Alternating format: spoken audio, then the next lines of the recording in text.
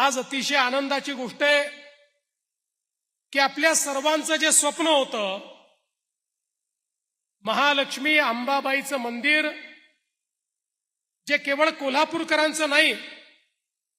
तर उभ्या महाराष्ट्राचं आराध्य दैवत आहे आणि संपूर्ण हिंदुस्थानातून ज्या ठिकाणी महालक्ष्मी अंबाबाईचं दर्शन घेण्याकरता लाखो भाविक येतात,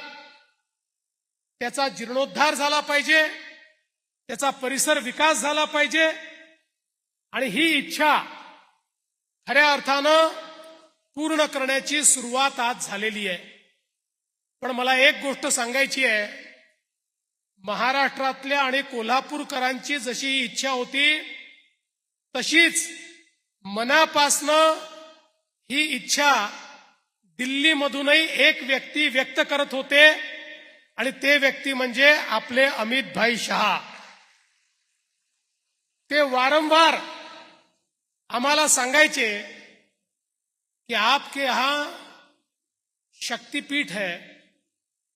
इतना पावरफुल मंदिर आपके यहां है जहां सारी शक्ति है और आज इतने लोग वहां आना चाहते हैं, लेकिन मैं इतने सालों से देख रहा हूं उसका जो परिसर विकास होना चाहिए वो आप लोगों ने किया नहीं है. आपको जो मदद लगेगी भारत सरकार भी करेगा, लेकिन महाराष्ट्र सरकार ने ये कार्य हाथ में लेना चाहिए असा सातत्याने त्यांनी आपल्याला आग्रह केला. आणि आज आनंदाची गोष्ट आहे की त्यांच्याच हस्ते आणि आदरणीय वहिनींच्या हस्ते आपण या मंदिराचं भूमिपूजन या ठिकाणी केलंय.